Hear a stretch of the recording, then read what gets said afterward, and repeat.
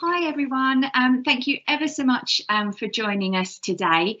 My name's Jo, I'm from the comms team at London College of Fashion, and I'm just going to introduce this session and just give a short description of how this session's going to work before I hand over to our Centre for Sustainable Fashion team. So welcome to this session. This session is where you will be able to meet our Centre for Sustainable Fashion team. They will be doing some presentation slides, and then we will have a Q&A section afterwards. So you will have the opportunity to ask us your questions. So as we're going through the presentation, you can submit your questions in the right-hand side. So you should see a box down the right-hand side of your screen, and this is where you can ask us your questions. Just to let you know that you can submit your questions anonymously. So you don't have to put your name, and what we will do is after the presentation slides are finished, we'll then move on to the Q&A and we'll work through all your questions. So we'll only answer your questions once we've got through to the end of the slides. So this session's an hour long, and yeah, now I'll hand over to our Centre for Sustainable Fashion team.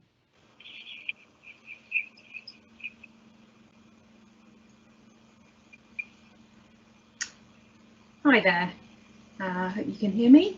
My name's Nina Stevenson. I'm the Education for Sustainability Leader at Centre for Sustainable Fashion, and it's great to be participating in the big welcome today. Thank you for joining us and coming along to find out a little bit more about our work at the Centre for Sustainable Fashion. Next slide, please. So there's three of us that are going to be talking to you today and giving you some details around the three strands of work that we deliver at Centre for Sustainable Fashion. I'll be talking through our work on education, then I'll be handing over to my colleague Mila, who will talk to you about our research work, and then we'll be joined by Monica, who is part of the knowledge exchange team, and she'll be explaining a little bit about how we work with industry and with other organisations outside of the university. Next slide.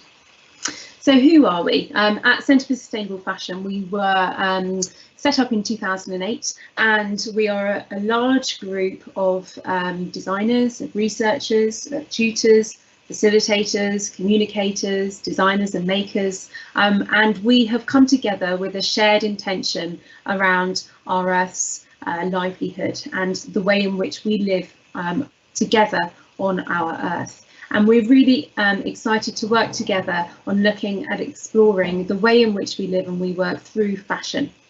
So we find ways for fashion to facilitate, to communicate and to embody the means to live well. And together we're contributing to a new industry that doesn't compromise our future or our fellows. So as I mentioned, we have three areas of work, and this is quite unusual for a research centre. Traditionally, a research centre focuses on research in quite a traditional sense. However, the subject matter of sustainability doesn't allow us to work in silos. We really need to collaborate and work across traditional boundaries and borders, and to find new ways of working together. So when we work in research, we work, our traditional boundaries are blurred, and we often try to incorporate students into our work. We work with industry and organisations outside of the university, and there aren't very many clear lines between these areas of work at the centre. So I'm going to focus a little bit on our work in education, so you have an understanding of how a research centre has a relationship with teaching and learning within a university, and in that broader sense of what fashion education is for and how we interact with it. So building on that idea that there aren't really any kind of clear lines between those three areas of work, we take a systemic approach, and what that means is that we don't look at things in silos. We look at their interconnections and the ways in which they impact and influence each other.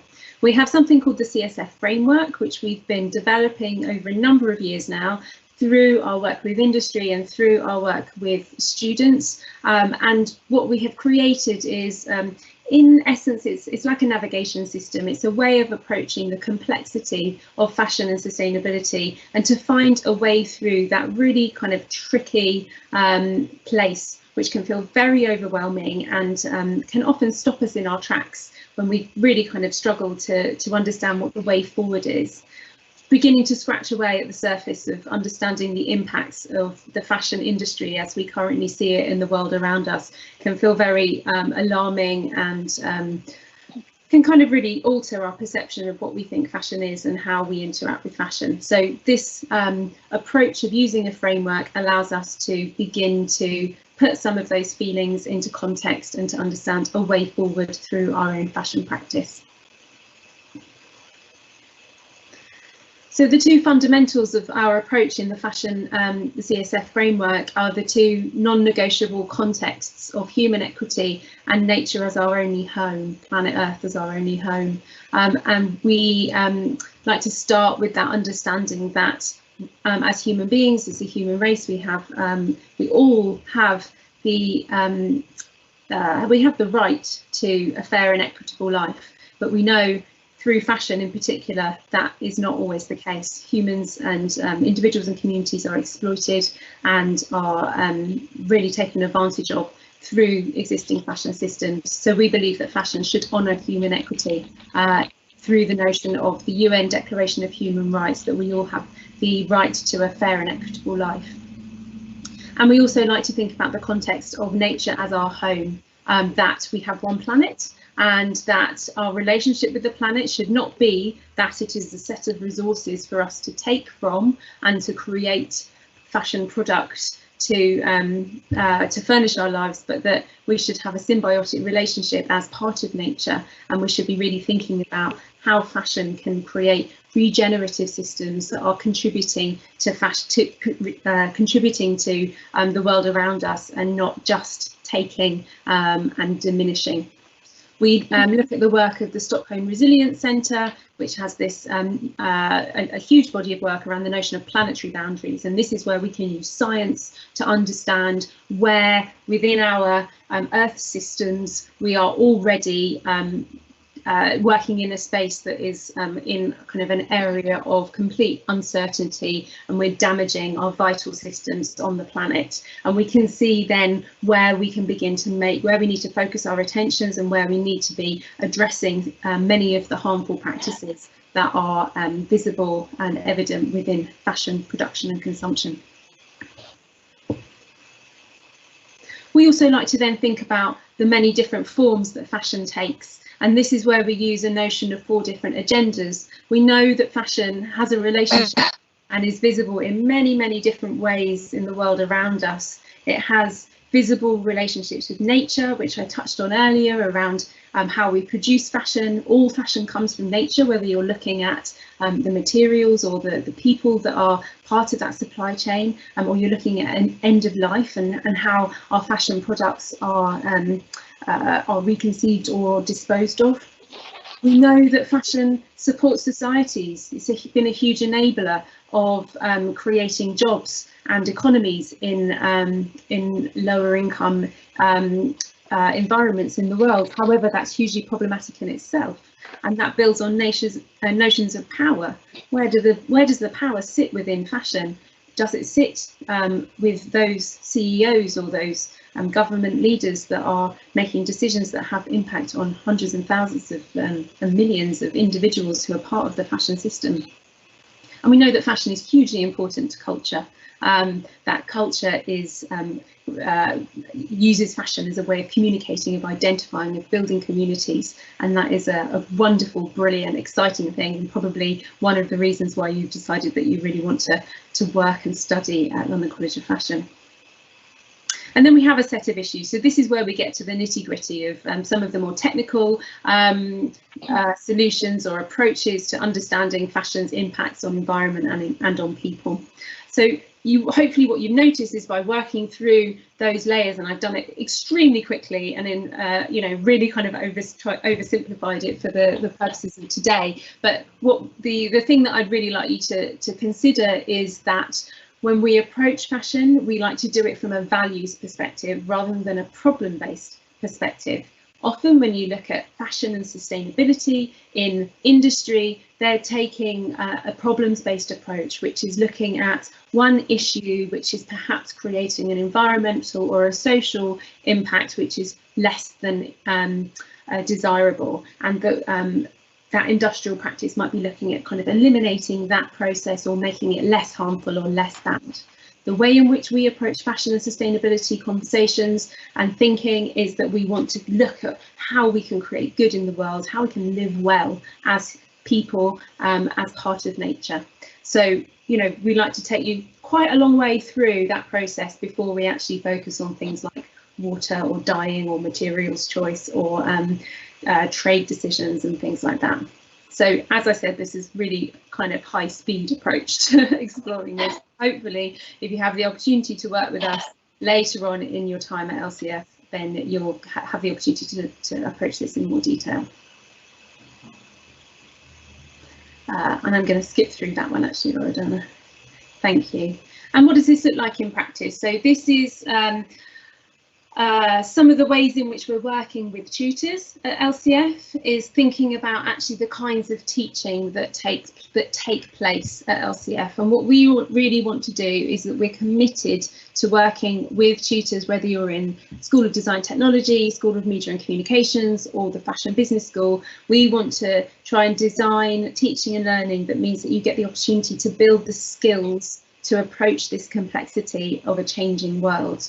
So we want to ensure that you have the opportunity to be thinking about future fashion industries, to be critical thinkers and not just accept systems of fashion that you see around you, to be able to have the opportunity to collaborate and work across courses or with other institutions or other communities, to have the opportunity to really learn about your craft and to be able to make informed decisions so that you can approach your practice in a way that makes sense for a world around us which is constantly changing and experiencing huge chaotic shifts. And we know that it's absolutely critical that we do this. So we're committed to working with tutors and with academics at LCF and with students where we can. And we know that from a number of surveys that have been taking place. These are a couple of years old now. I imagine it's even higher. We know it's important to you guys that sustainability is part of your learning in the time that you're at LCF. And on that note, you'll find out at the end of the presentation a little bit around how you can work with us, where are the ways in which we can connect and we can learn from each other. But I'm going to hand over to my colleague Camila, who's going to explain to you some of the work around research at Centre for Sustainable Fashion. Thank you. Hello, and thank you, Nina, for a great introduction. And welcome from me as well. My name is Mila. I'm a designer and maker and also a postdoctoral research fellow at the Centre for Sustainable Fashion. I work on projects that focus on micro and small fashion businesses. I'm also interested in emotional durability of clothing, and I work on projects that explore relationships between fashion and utopia. Next slide, please.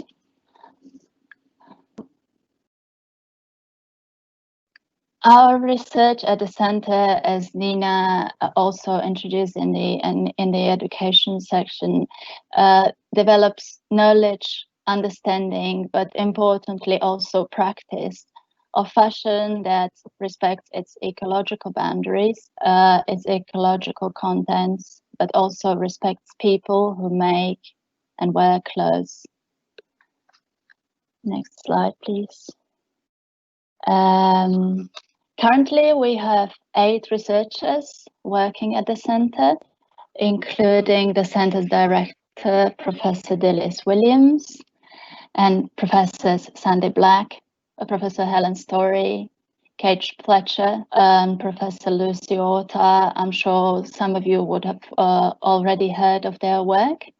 And then we have 3 more junior members of our team, Dr. Francesco Mazzarella, myself, and our newest research team addition, Letitia Faust.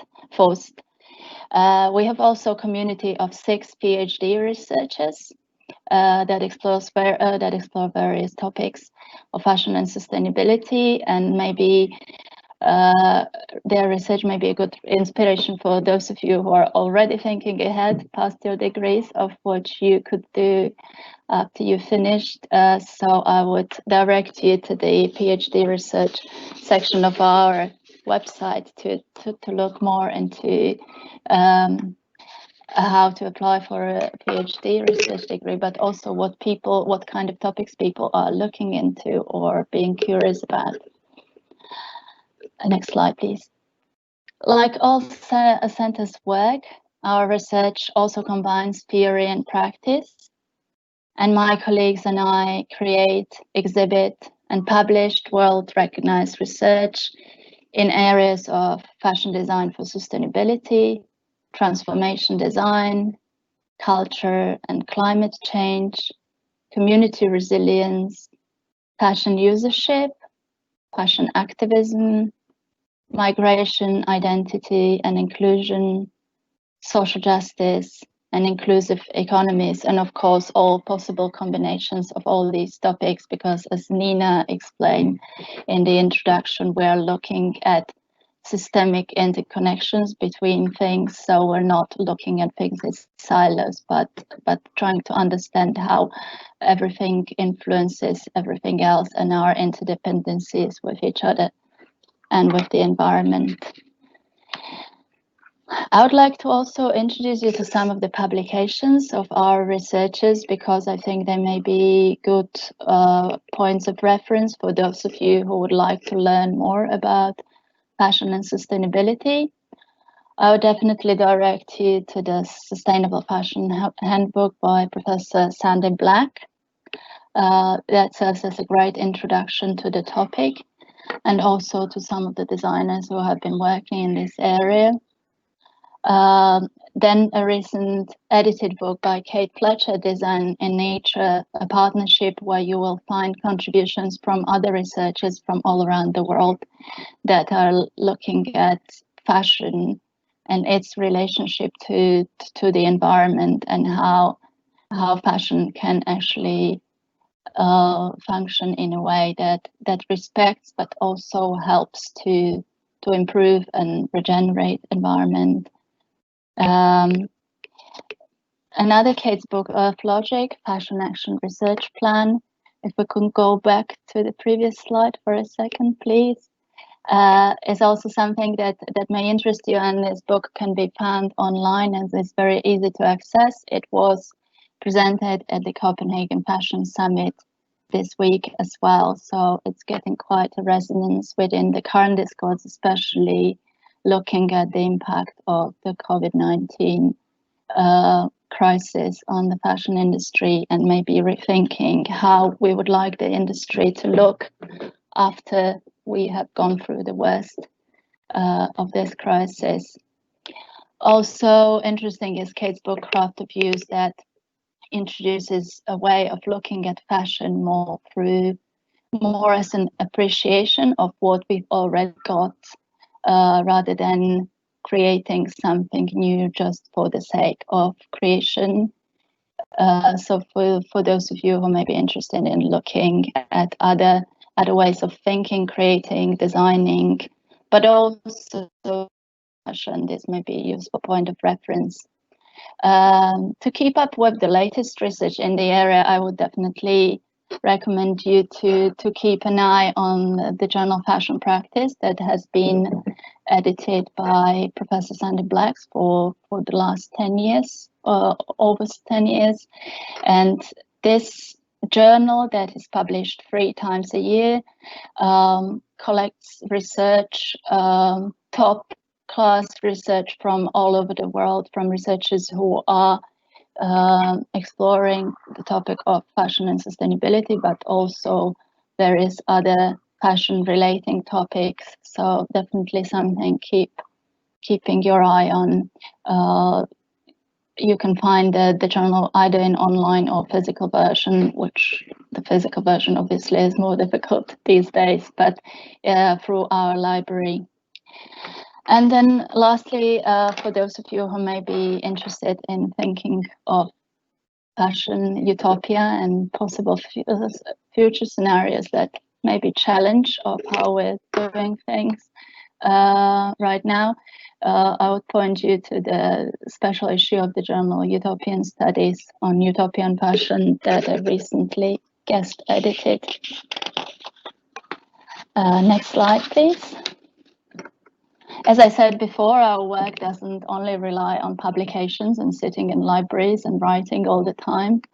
Lots of my colleagues, me including, are also practitioners at the same time. Our colleague, Professor Lucy Orta, is a visual artist whose work revolves around art and design practice, and the ways it can amplify the issues of the environment, displacement. Here I've picked the example of her project Antarctica, that she started with her partner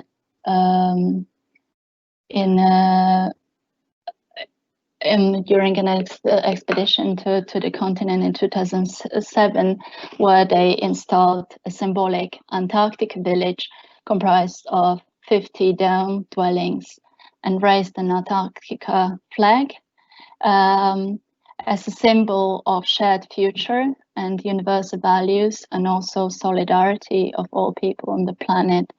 And Lucy in this way uses her visual art to raise awareness of the issues related to politics, autonomy, habitat, but also mobility, displacement, and the critical issues of climate emergency. Next slide, please. Another example of projects by our researchers is the Dress for Our Time project by Professor Helen Story, who is currently also a UNHCR artist in residence in the Zaatari camp in Jordan, unfortunately interrupted because of the COVID-19 crisis. But Helen has been working with the Zaatari communities for the past few years, and her project Dress for Our Time, that uses a tent that used to house a family in the Zaatari camp, uses the power of fashion to communicate some of the most complex issues in the world, as you would guess from the material she's using. The main issue here is, again, the mass displacement of people, oftentimes related to climate change. Next slide, please.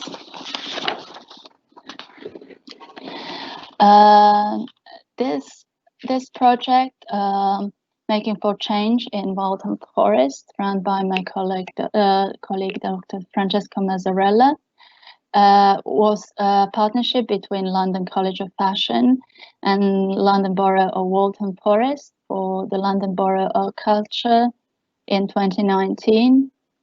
And the main goal of the project was to use fashion and making to engage local schools, businesses, and residents, and use design activism to retain but also build on some of the skills that are already present in the local communities in Waltham Forest, and to address maybe some shortage of skills that we're now seeing in the industry that were caused by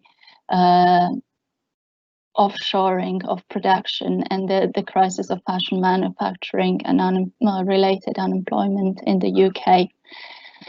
The project was also part of developing a long-term partnership in light of the move of the college to Stratford in the near future. Next slide, please.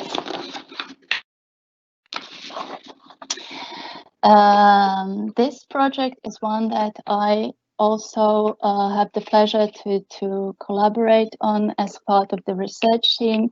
The project is called Rethinking Fashion Design Entrepreneurship, Fostering Sustainable Practices. And the project focuses on micro and small fashion businesses because through the work of the center and the long experience we have had working in this area, we see that micro and small fashion businesses are often the innovators and the main sources of information, but also inspiration for the wider fashion industry. Yet at the same time, in competition with the larger players, they often struggle to survive economically. So our project is just trying to improve the understanding of how we can help these businesses to keep working with their values, but also being recognized for those values, but also try to make sure that their ways of working are recognized within the wider fashion industry that is mainly driven at the moment, unfortunately, by the single value of profit. How these businesses can actually work as examples of good practice or best practice for the industry. In the project, we have been working with 40 businesses, learning from their stories and experiences. And one of our aims is also to create resources to help other businesses or other designers and maybe students like yourselves who may be interested to start their own business, to know how to actually start working in this way and how to try to find your own trajectory and your own way of working within the industry, whilst valuing the things that you may care about most. Thank you. Next slide. And as we said before, our research work also feeds across the areas of research and education, knowledge exchange. And one of the recent examples is the Sustainable Fashion Glossary that we created for Conde Nast, especially for Vogue editors worldwide. I will now hand over to Monica, who will talk about this project and other projects that we're working on together in more detail. Thank you. Hi all, lovely to meet you and welcome to LCF if you're a new student. And welcome back if you're perhaps not. My name is Monica. I am the Knowledge Exchange Project Coordinator at Centre for Sustainable Fashion, which is a bit of a mouthful. But if we go to the next slide, I can tell you a little bit about what Knowledge Exchange is and what some of our projects are. Next slide, please. There we go, cool. So knowledge exchange, basically, it does what it says on the tin, and it's an exchange of knowledge between research, education, and then places outside of academia or outside of the university.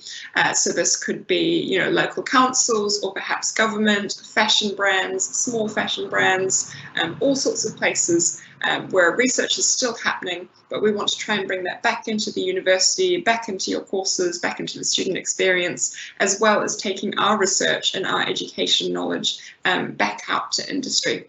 So it's very much a sort of movable feast, feed back and forth. And basically our knowledge exchange work, we really try and explore sustainability in a way that's creative, innovative and beneficial to all our partners. So next slide, please. I'm going to take you through a couple of the different projects that we have and the 4 main arms we have for knowledge exchange work at CSF. I'll call it KE from now on because knowledge exchange is quite a mouthful. So we've got 4 main arms or 4 kind of core topics. We've got design for sustainability, knowledge building, strategy and innovation, and student and industry collaboration, which hopefully you guys will be able to be a part of in one way or another. It's worth pointing out that knowledge exchange projects generally don't involve students unless there's a student-focused brief, but I still want to pick out some of the things you can think about applying to your own work and your own practice as well.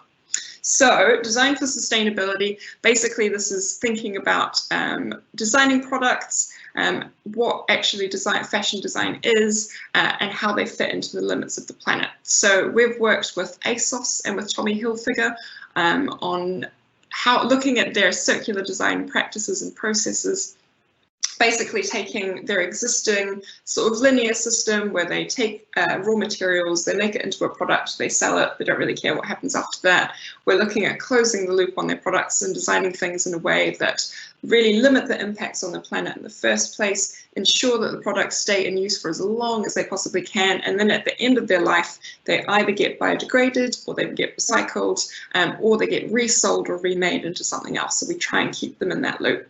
ASOS have actually recently launched a collection that uses circular design principles to design products in a new way. They've got everything from zero waste dresses through to unisex pieces, through to recyclable pieces, and that came out of our original program with them to explore what circular design could look like at ASOS. So we actually ended up developing a series of workshops with them, and then this really hefty guidebook, which is a Bible to all things circular design, that we developed in collaboration with the collection that's now out at the moment. So we've done the same thing with Tommy Hilfiger, which is really exciting to see, and we're starting to see zero waste bits and pieces come through their production as well, but it's really going to amp up in the next couple of years. I think basically when we talk about design for sustainability, some of the key things that you guys can be thinking about is how to keep the whole life cycle of your work in mind. That's things like raw materials, what supply chains will you use, what textile or production processes will you use, how will your work be made and shared, how will it impact people and planet. And don't forget that when we talk about design, we're not just talking about products necessarily, or garments or accessories, but it could be a story, a startup idea, a marketing campaign, a strategy, etc. It's really keeping sustainability in mind whenever you're creating these things. Cool, can we go to the next slide, please? So the next one I want to talk about is knowledge building, which is basically taking sustainability, education and research and moving it beyond the university system to the wider fashion system. So we do a lot of work around developing guidebooks or guidelines, things that we can take the research that Mila and Nina have done and really amplify it out to the wider fashion system. So one of the ones that Mila briefly mentioned was the Conde Nast glossary, which was, as we say, developed in collaboration with Vogue editors-in-chief from all over the world and researchers from all over the world, who all came together to really look at how we use language to talk about sustainability. Basically, the editors came to us and said, we really don't feel comfortable using terms unless we truly understand them. We need a unified language to make sure that sustainability, when we talk about it, we're ensuring that we're all using the same terms in the same way, and really looking at how narratives and storytelling can shape what sustainability means for our culture as well. Now, the original version is in English. We're looking at hopefully translating it in the not too distant future, and we'll be updating it every single year with the help of our lovely Mila, who's the key researcher on this project. We've also done a really cool project with ASOS. They have very strict ethical trade guidelines for their third-party brands. So all of the brands that they stock on their website must meet 5 minimum requirements to do with ethical trade and chemical compliance. Now, some of those brands are really, really big, like Nike or Tommy Hilfiger. Some of them are tiny, tiny brands that are based in the UK or Bangladesh. It's a really interesting group of different fashion businesses, and one of the main things we wanted to do was ensure that everyone was up to the same page. So we developed an ethical trade e-guidebook that was easy to download no matter where you are in the world, and it had simple steps, activities, guidelines, etc. for meeting those ASOS requirements. That's actually something that CSF owns, so if you're interested in it, just sing out and we can send you a copy. I'm sure it'll be super useful for you guys as well. Now, when it comes to knowledge building and thinking about increasing your knowledge of sustainability, the Centre actually has a huge number of resources that are available to you. I will actually go through some of the ways you can connect with the Centre at the end of the presentation. And I can see a couple of questions that have been already asked about, how can I connect with the Centre? How can I get in touch? So I'll go through those very, very shortly. But yeah, it would be really great. We've got a huge host of resources that the education team and the research team and the knowledge exchange team have developed that are available available for you to use. Next slide, please. Strategy and innovation. So this is really looking at helping businesses and brands to reorient their priorities. You know, for so long the fashion industry has been focused on profit, and profit is no longer the only indicator of success. We're also looking at planet and people. So we've helped our partners like Hush, which is a small, now medium enterprise based in South London, and Selfridges as well, and brands like Stella McCartney, to develop new strategies that really reflect the 4 agendas that Nina was talking about earlier: environment, culture, society, and economy. It's not just about making money anymore, it's about building and developing targets to meet priorities across 4 different areas. We use 4 at the centre. You might have heard of triple bottom line reporting, which is a very similar concept as well, which really looks at people, planet, and profit. Hush were actually at the very start of their journey for this particular thing. They just realized that, you know, fashion can be a really damaging industry. They really wanted to make sure they could minimize their impact, and they, through working with us, worked out that people were a really core priority for them, and developed a series of strategies and policies, etc., that focused on ensuring that everyone within their supply chain is happy and healthy. I think basically one of the key points to keep in mind if you're thinking about how to relate this to your own practice, a strategy is a way of, you know, identifying priorities or defining your vision for the future, and then mapping how you want to get there. Now, you might not be a business, you know, you've started at LCF, you're a student, but it's still worth thinking about what your vision for the future of fashion is. So maybe it's worth considering sitting down and writing your own sustainability manifesto, or what leading principles you want to guide you through your work at the college. Thinking about, you know, what's important to you across those 4 agendas. What's important to you in terms of environment, culture, society, and economy? What would you like to get out of your work going forward? And having that as a sort of guiding principle as you go through the next few years. And then finally, next slide. We also have student and industry partnerships, which is one of my favourite areas. This is basically a mutually beneficial exchange between industry and students. Basically, industry brands come to us with a challenge that they want addressing or some sort of brief. It's incredibly beneficial to them. They get to test ideas, innovations, etc. with the next generation of minds, which is you guys, the students. And of course, students also benefit from this. They get to respond to real world challenges. They get to hear feedback from people who are working in industry currently, and they get to make those connections with industry leaders. So previously we've been running an awards program with Kering, the Kering group. We've had briefs from Gucci, McQueen, Stella McCartney, Brioni and Pomellato. And so they would set a brief every single year for a challenge that they were facing at the time. Students would come up with these incredible ideas, and then we would help to workshop them and move them forward. We are looking at regenerating those awards in a bigger format, so keep your eye out for that. It's not released yet. It won't be releasing till February next year, but I can't wait to tell you guys more about it when that comes out. And then on a smaller scale, we have briefs within curriculum. So last year we worked with the BA in Creative Direction, I believe it was, at the Communications School, and with H&M to explore what post-consumption looked like for students. And I just think, you know, when we're thinking about how you can take this into your own practice, obviously it's a bit of luck whether you're on a course that an industry brief is issued for. But I think if you do come across one of these and you are part of a knowledge exchange industry collaboration, it's really important to remember that you're actually an equal partner. In fact, I would say that industry gets a little bit more out of this than students do sometimes. So a successful project for us is when there's that really true exchange of knowledge. We have insights and perspectives from both sides to tackle a brief or issue. They learn as much from you as you do from them, and that's a really important thing to remember taking forward. Cool, so that's a little bit about knowledge exchange. I'm going to move on to the next slide and talk about some of the ways to connect with CSF. There's quite a few different ways you can do this. I can see that there's some questions about that already, but if we go to the next slide, please. Yeah. So we have the Better Lives lecture series. Better Lives is a term at LCF that's college-wide that describes the work that we do that uses fashion as a discipline to drive change, build a sustainable future and improve the way we live.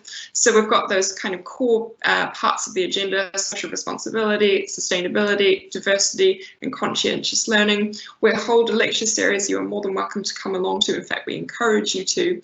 And if you study LCF at undergraduate level, you'll also have a Better Lives unit in the curriculum where you learn about sustainability, diversity and social responsibility, and there are plenty of other opportunities to get involved with Better Lives projects that are across the entire college as well. Next slide, please.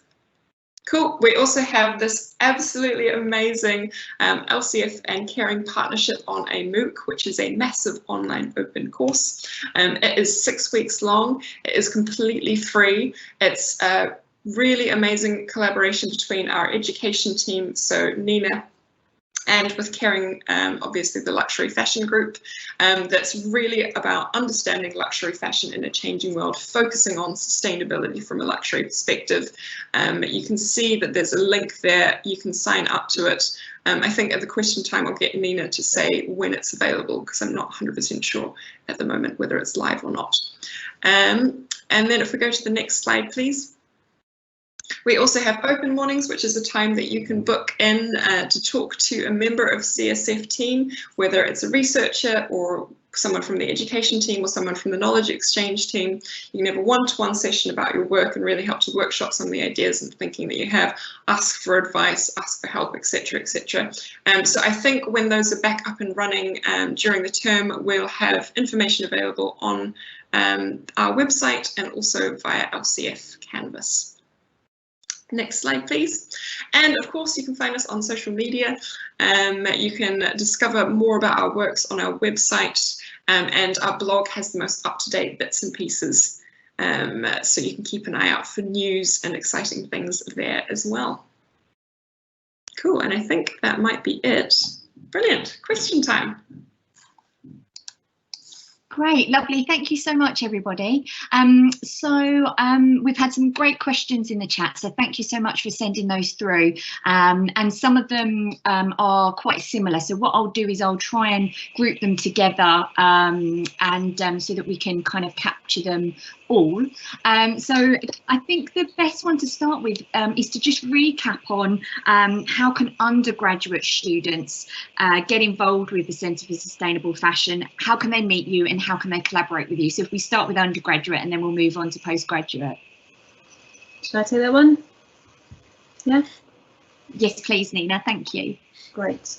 It's great that you're keen to work with us. We love working with students. You'll have heard of, through the projects, the ways in which we have been able to work with students, but we have to be quite specific about where we're able to connect with students. So then you may be lucky enough to work with us on a project through your course, but if that's not happening straight away, the best way to work with us is through our open mornings. They will be going live in the next couple of weeks on our website, and we run them every month, and they're obviously running digitally at the moment. And what you can do is you can book a half-an-hour tutorial to work through a problem or a question or a project that you're currently working on with one of our team.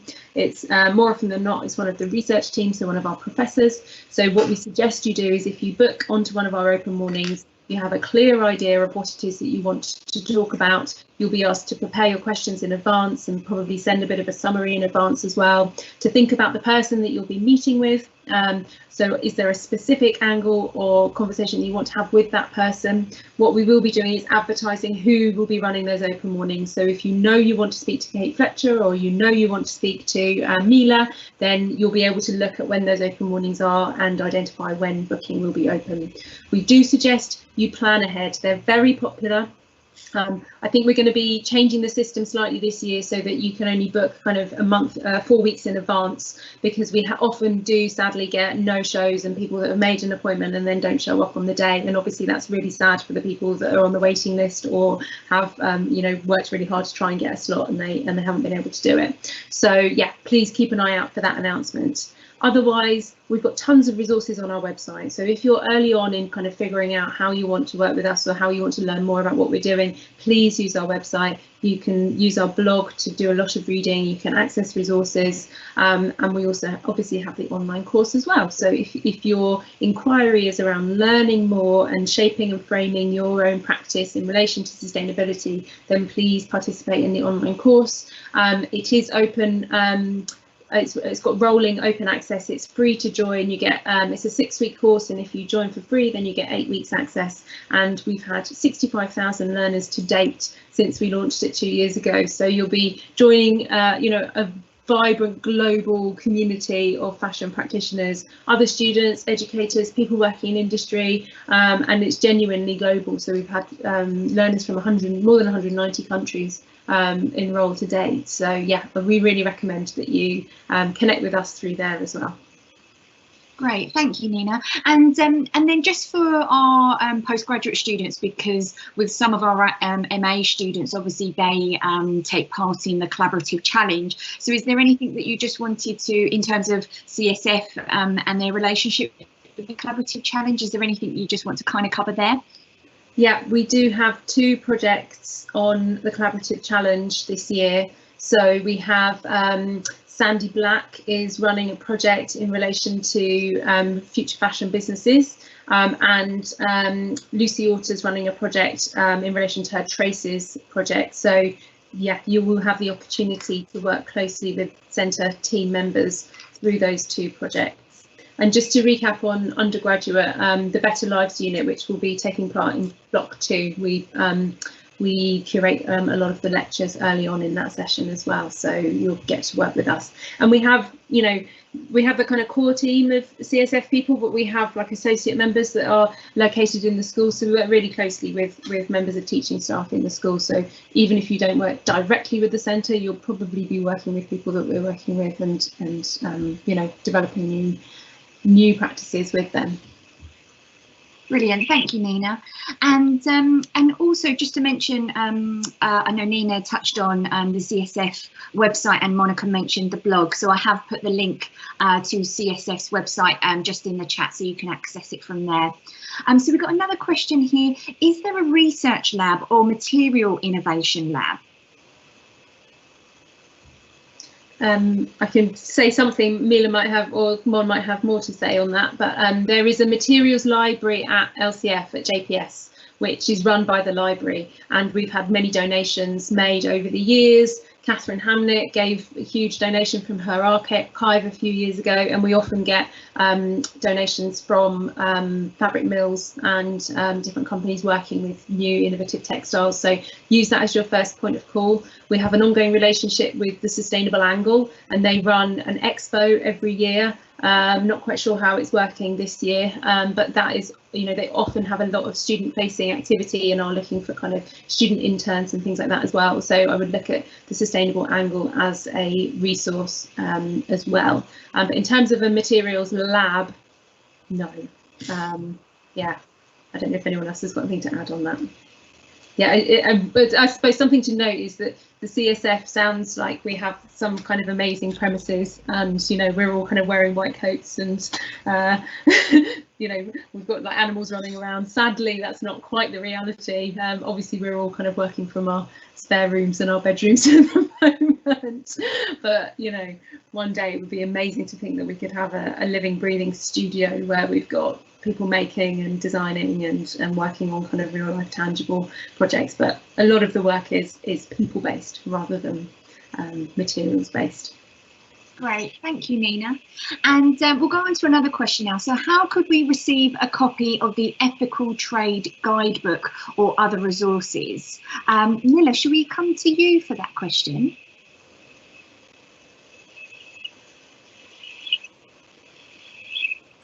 I can pick that one up. Oh, wonderful, please. Yeah, lovely. Thank you. Cool. So you are more than welcome. You can email the centre and we can send you out a copy. But as well, you'll see on our website we have a huge number of resources listed there, and I believe Joe's already shared the link in the chat. So definitely use it there as well. And to find their contact details, that's all on the website as well. So just click onto the contact tab on their website. And okay, so we did have a question about accessing the Sustainable Fashion Glossary, and I have put a link to that. So just to note that, please do go and check that out. Fantastic resource. Okay, so we've got here a little bit similar to some of the other questions, but can MA design students participate in any way with the sustainable projects with the companies you name, such as ASOS? I can grab that one again. Thanks, Mike. Yep, so basically when we have, I can see there's a couple of questions around student and industry partnerships with CSF. Basically it is kind of luck of the draw. Generally a company will come to us with a specific challenge or issue or brief in mind, and we will find the course that is most related to that company. And then try and set something up with the course leader there. So it might be worth checking in with your course leader and say, you know, this is something I'm interested in doing, whether you're MA or BA or any level. And they can keep an ear out, especially for sustainability related industry projects. As I alluded to briefly earlier, we do have a big project coming up that is working with big industry partners as part of a challenge. That's the sort of Regenerated Kering Awards one. So that will be a great opportunity for students in any course at any level of learning to engage with big companies like that. But as I say, there'll be plenty more information coming out in February next year, so keep an eye out for it. Great, thank you, Monica. And we've had another question here. Thank you. Does that mean that we can use fabrics from the material library? So yes, the materials library is actually located in the main library at our Don Prince's Street site. So what I'll do is just find a link for our website, for our library, so that you can book an appointment with them and then be able to find out more about those resources. But yeah, you will be able to go in there and use that. And we have a materials library advisor there, so you can ask specific questions around that as well. So another question. Can I add to that? Oh, yes, please, Mila. Okay. I was just going to say that also the sustainable angle, of course, in the normal circumstances offers the opportunity to go and look through their own library of materials that they've accumulated over the years. So even in periods when they are not actually hosting a physical fabrics expo that they do, as Nina mentioned, it is possible to book appointments with them, but of course it's worth checking how they're operating now in considering the situation. But there is this opportunity as well, because they have links also to suppliers. So in case you may be needing fabrics in the future for your projects, it's worth checking, as Nina said. Great. Thank you. Thank you, Mila. So next question, do you offer internships within CSF?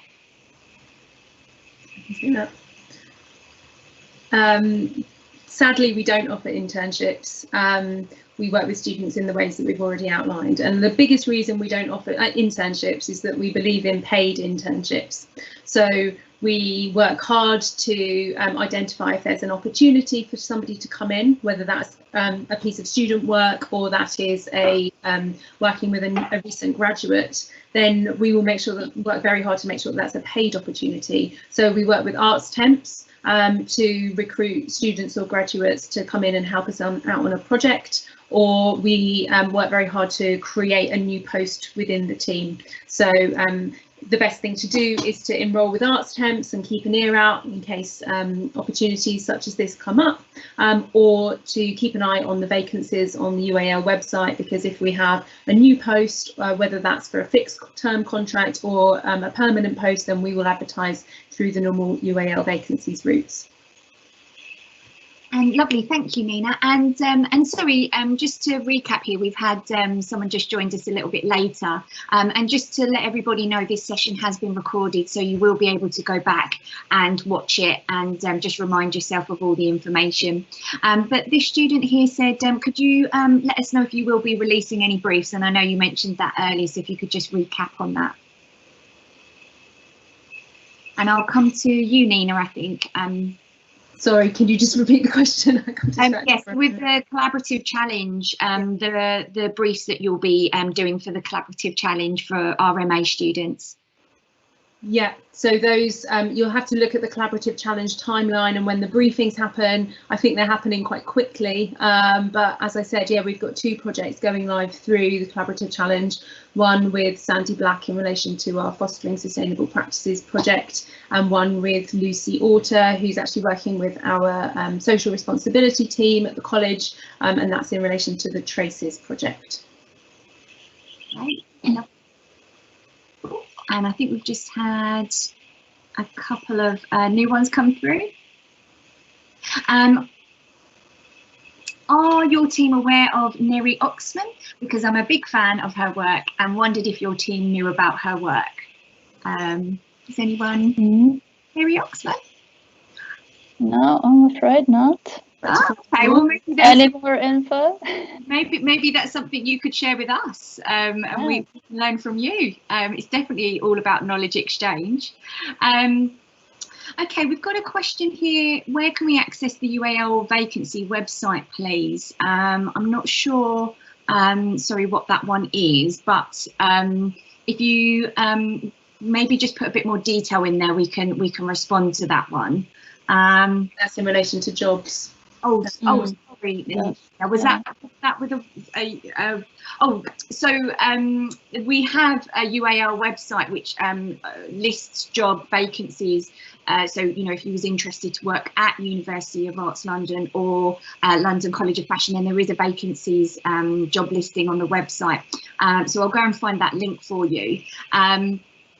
So it's just one of those job vacancies notice boards that you'll just need to keep an eye on as well. But just to let you know that we have a careers and enterprise support service called Graduate Futures. And if you haven't already been to their session as part of Big Welcome, which we hosted a couple of weeks ago, or if you haven't already sort of made contact with them, we do have a recording from the session that we hosted with them, and they will start to advertise their services because they also do one-to-ones. So if you had some queries, maybe more so around placements, opportunities, things like that. I mean, there's quite a lot we could go into around job opportunities actually at UAL, because we have a temping agency yeah, so there's quite a few things there. So I'd really encourage you to go back and watch some of the sessions on our Big Welcome playlist, and there's some more information and advice from there. Okay, and another good question here. So are there any social cultural projects at CSF, or is it mainly environmentally focused? So Monica, would you Sure, I can answer that. Yeah, no problem.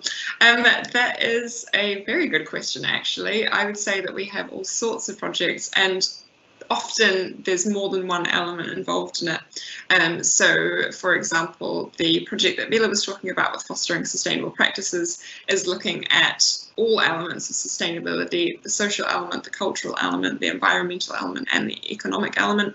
I think with our work like ASOS, we had a project focusing specifically on ethical trade, and then one that was focusing on environment through circular design.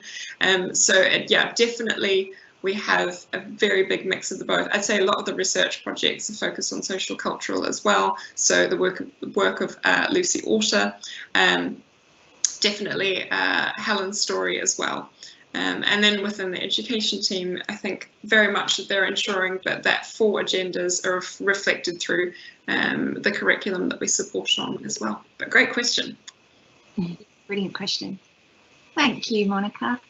Lovely. Okay, so we've answered all the questions in the chat there. So thank you so much to all our students who joined us today, and for asking all your questions. That's been fantastic. Thank you so much to the Centre for Sustainable Fashion for hosting this live session. As I said, this is a recorded session, so you will be able to go back and watch it. And yeah, please do look out for CSF's appointments. They will be communicated with you directly. So I'd strongly recommend you to keep an eye on your student emails, because we'll send you all the details there. And then obviously do keep an eye on CSF's website, because all of their up-to-date information will be listed on there as well. Yeah, so thank you so much to everyone for joining us today, and start of term next week, so all the best and good luck. Thank you so much.